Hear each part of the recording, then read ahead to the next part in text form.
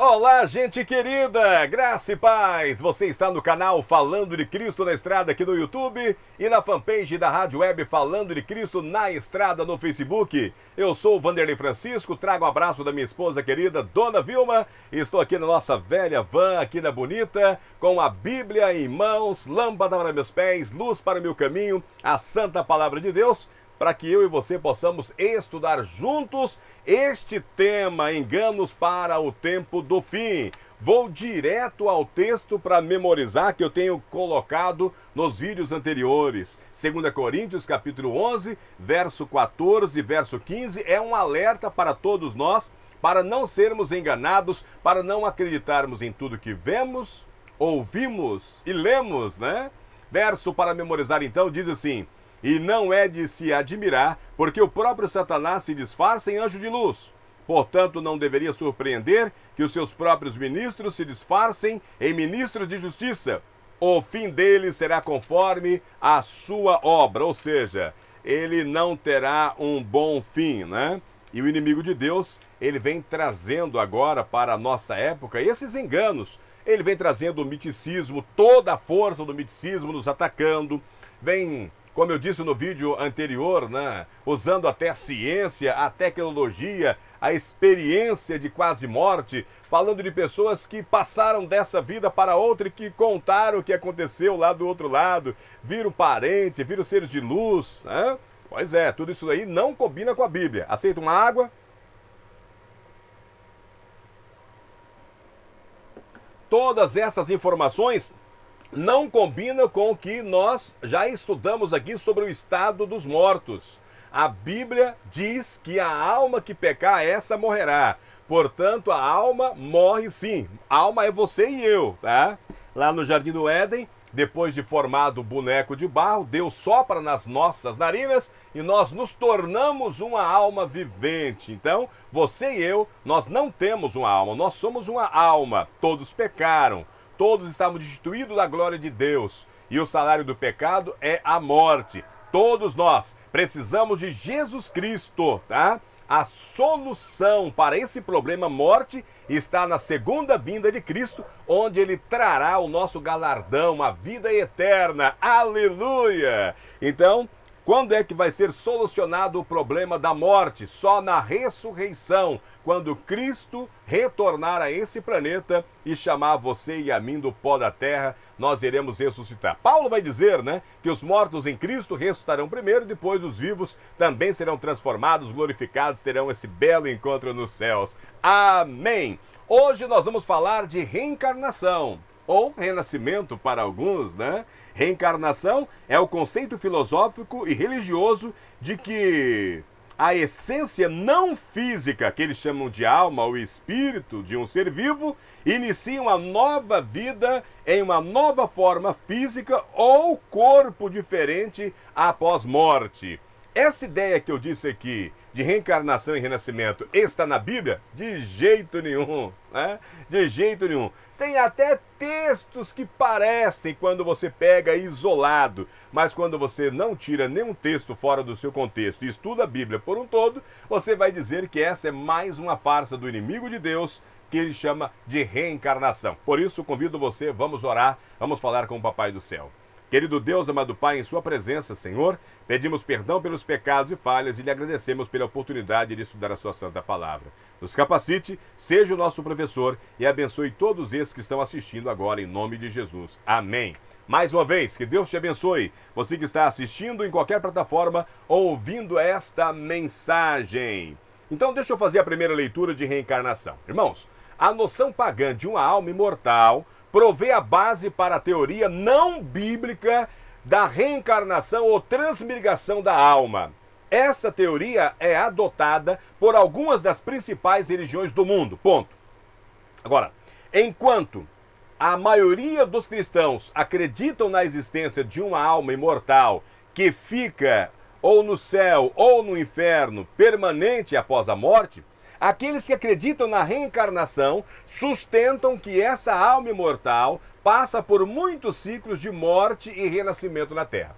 Então, por um lado, nós temos os cristãos, né, influenciados principalmente pela Igreja Católica e pelo platonismo, sobre a imortalidade da alma, dizendo que a alma ou ela está no céu, ou ela está no inferno. Alguns irmãos católicos ainda acreditam no purgatório, que é um lugar intermediário. Os irmãos que acreditam na reencarnação, eles sustentam que essa alma que é imortal, ela passa por muitos ciclos de morte e renascimentos na Terra. Bom, matematicamente já não daria certo, né? Se nós temos apenas o casal, duas almas, dois espíritos, né? Lá no Jardim do Éden, automaticamente, matematicamente, essa teoria já cairia por terra. Agora, para alguns, a reencarnação é considerada um processo de evolução espiritual que permite ao espírito atingir níveis cada vez mais elevados de conhecimento e moralidade em sua jornada para a perfeição. Um exemplo, os hindus.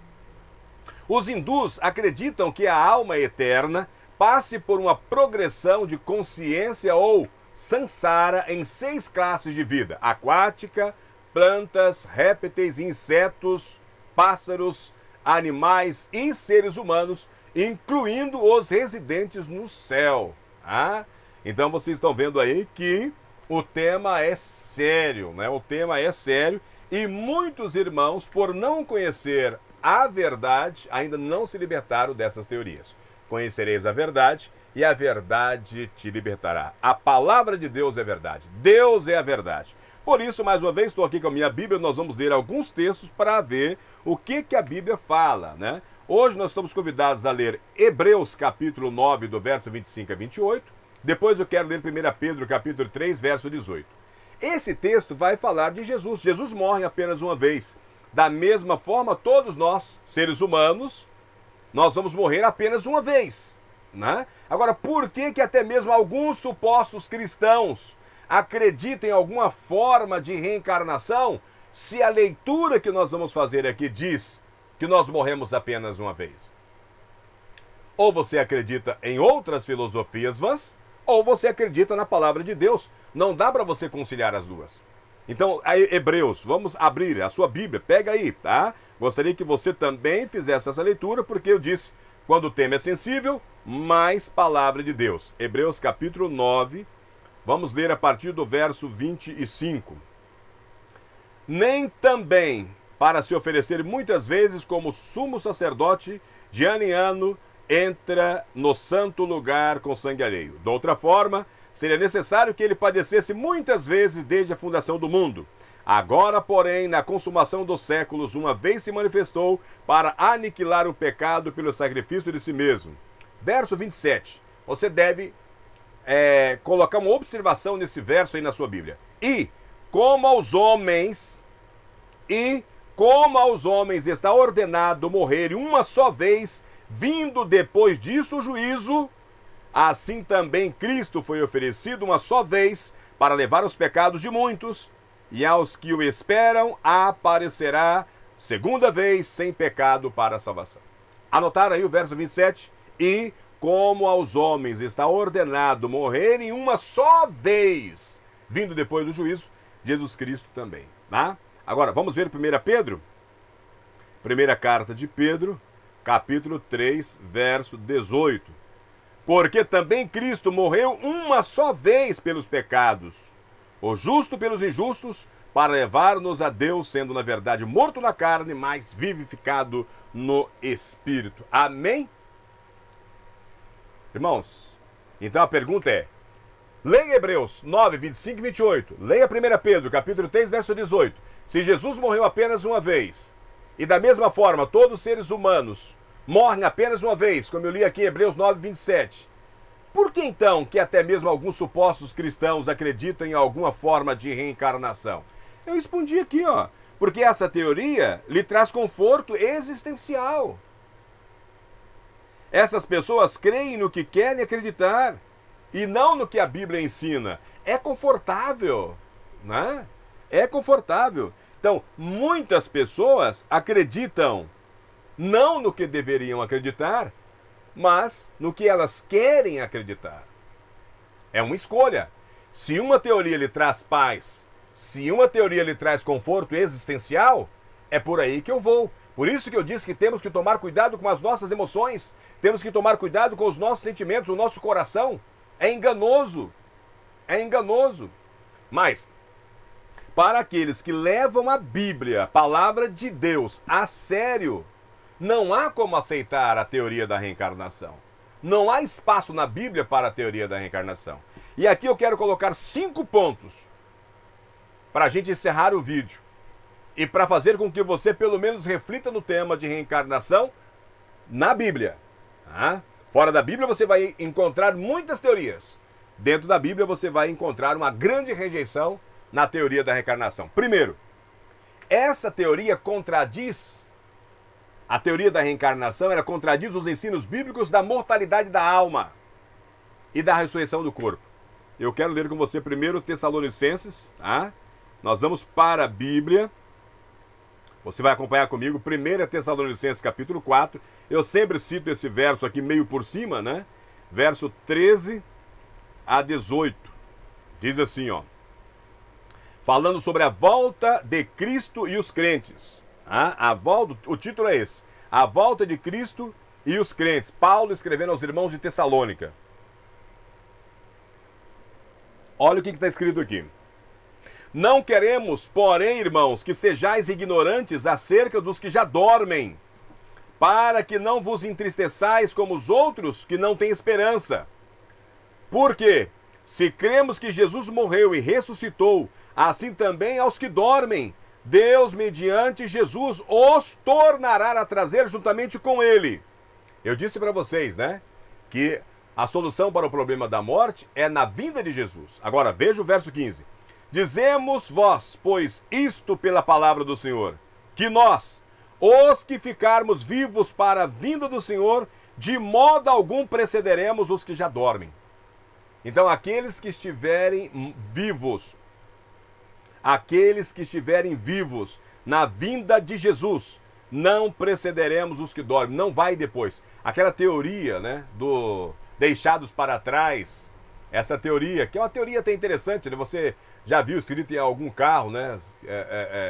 Se o motorista não estiver dirigindo porque foi arrebatado, que fala do arrebatamento secreto, diante dessa passagem também cai por terra, né? Dizemos vós, pois, isto pela palavra do Senhor, que nós, o que ficarmos vivos para a vinda do Senhor, de modo algum precederemos os que dormem. Porquanto o próprio Senhor descerá do céu, com um grande brado, com a voz do arcanjo e com a trombeta de Deus. E aí o que acontece? Os mortos em Cristo ressuscitarão primeiro. Ok? Todos, de todas as épocas, todos os mortos em Cristo ressuscitarão primeiro. Depois quem? Depois nós, os que ficarmos vivos, seremos arrebatados, juntamente com eles nas nuvens, para encontrar o Senhor dos ares, e assim estaremos para sempre com o Senhor. Não vai proceder, serão juntos. Então essa história que a igreja será arrebatada da terra, e depois os mortos, depois, né, uma outra turma, depois... Olha, a Bíblia não diz isso.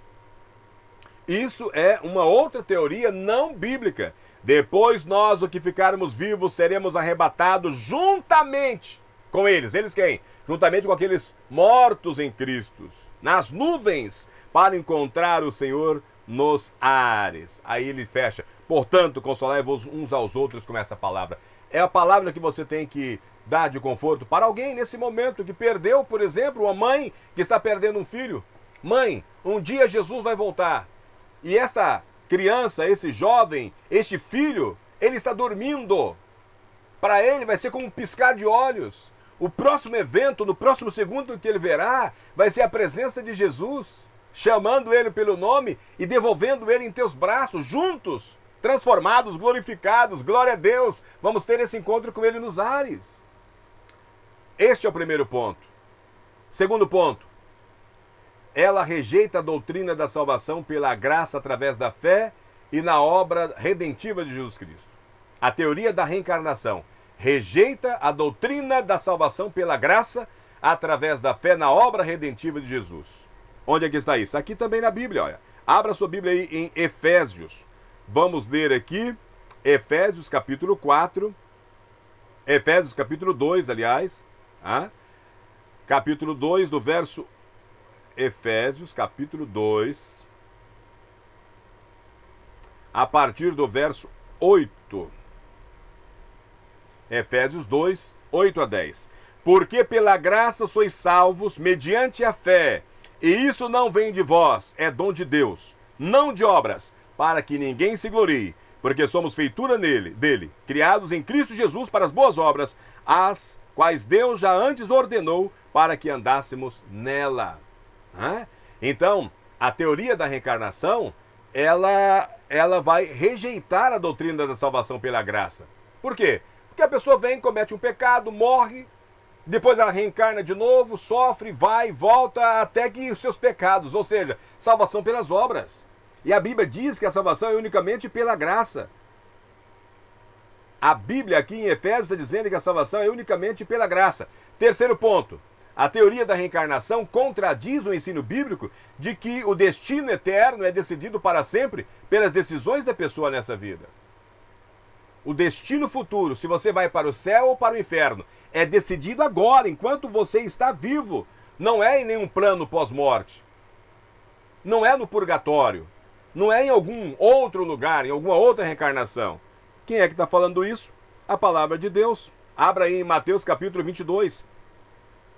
Mateus 22, irmãos, a partir do verso 1 diz: a parábola do banquete nupcial. Então, respondendo, Jesus falou-lhe novamente por parábola, dizendo: o reino dos céus é semelhante a um rei que celebrou as bodas de seu filho. Enviou seus servos a chamar os convidados para as bodas, e estes não quiseram vir.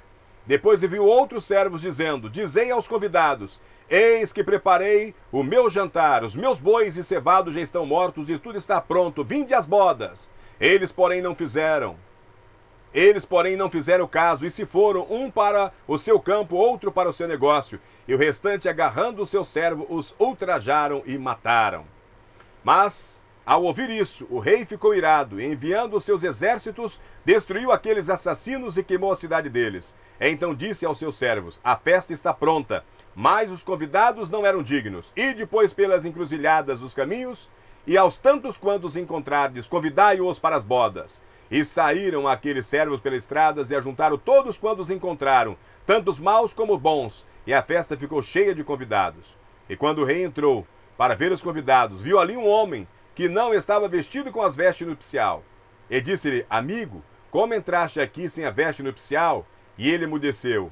Então o rei ordenou aos seus servos: amarrai-os de pés e mãos, levai-os e lançai nas trevas exteriores. Ali haverá choro e ranger de dentes, porque muitos são chamados, mas poucos são escolhidos. Que parábola, né? Este é o momento. Jesus está fazendo esse convite para você hoje. Jesus está fazendo esse convite para mim e para você hoje. Agora, o mais interessante é que só entra quem tem o convite. O convite é aberto, o convite é para todos. Mas há um outro detalhe aqui também. Para você entrar nessa festa, nessas bodas, você tem que estar vestido adequadamente. E as vestes de Jesus, a sua justiça imputada sobre nós, é graça. Agora, talvez eu esteja falando para alguém que já esteve nessas condições, que já vestiu essas roupas nupciais, e por algum motivo, algum pecado está manchado, e você olha para o seu pecado agora e fala: Vanderlei, para mim já não há mais possibilidade, porque eu manchei as vestes nupciais, eu tinha o convite, eu tinha o vestido, e agora eu manchei. Lembre-se que o alvejante mais puro é o sangue de Cristo. Você tem o convite, você tem o vestido, as vestes nupciais, e talvez um pecado tenha manchado, mas o sangue de Cristo lava, purifica, e você está pronto novamente para aceitar o convite e ir às festas, essa grande festa. Também Mateus capítulo 25, né? Mateus capítulo 25, a partir do verso 31, ele vai dizer, né? Quando o Filho do Homem vier na sua glória, e com todos os santos anjos com ele, então ele se assentará no trono da sua glória, e todas as nações serão reunidas perante ele, e ele separará uns dos outros, como o pastor separa as ovelhas dos cabritos, e porá as ovelhas à sua direita, mas os cabritos à sua esquerda. Então dirá o rei aos que estiverem à sua direita: vinde benditos do meu Pai, possui por herança o reino que vos está preparado desde a fundação do mundo. E aí aquela parábola, né? Porque tive fome e me deste de comer, tive sede e me deste de beber, era forasteiro e me escolheste, estava nu e me vestiste, adoeci e me visitaste, estava na prisão e vieste a mim. Então os justos lhe responderão, dizendo, Senhor, quando te vimos com fome e te demos de comer, ou com sede e te demos de beber? Quando te vimos forasteiro e te acolhemos, ou nu e te vestimos? Quando te vimos enfermo ou na prisão e fomos a ti? Respondeu o rei. E o rei lhes dirá, em verdade vos digo, que quando os fizeste a um desses meus pequeninos irmãos, a mim os fizestes. Então dirá também aos que estiverem à sua esquerda, apartai-vos de mim, malditos, para o fogo eterno, preparado para o diabo e para os seus anjos. Porque tive fome e não me deste de comer, tive sede e não me deste de beber, era forasteiro e não me acolheste, estava nu e não me visitaste, enfermo na prisão e não me visitastes. Então também esses lhe responderão dizendo, Senhor, quando te vimos com fome ou com sede, ou forasteiro ou nu, ou enfermo ou na prisão e não te servimos? Então lhe responderá, em verdade vos digo que quando deixaste de fazer a um desses pequeninos, a mim o deixaste de fazer. E esses irão para o castigo eterno, mas os justos irão para a vida eterna. A teoria da reencarnação contradiz também esses dois textos bíblicos. Quarto, a teoria da reencarnação minimiza o significado e a relevância da segunda vinda de Jesus. Para que Jesus viria?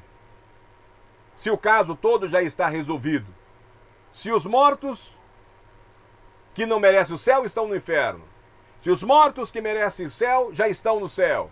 Para que Jesus viria? Então, João, capítulo 14, verso 1, diz assim, não se turbe o vosso coração, credes em Deus, credes também em mim. Na casa de meu pai há muitas moradas. Se não fosse assim, eu vos teria dito, eu vou para vos preparar um lugar. E se eu for e vos preparar um lugar, virei outra vez. E vos receberei para mim mesmo, para que onde eu estiver, estejais vós também. Amém? Há uma promessa de Jesus.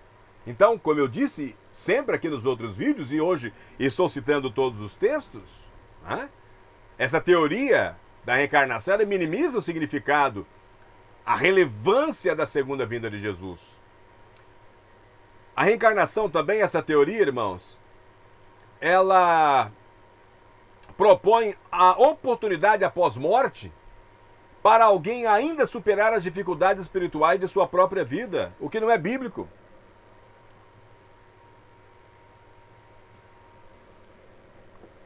Não há como ter um concerto com Deus depois de morto.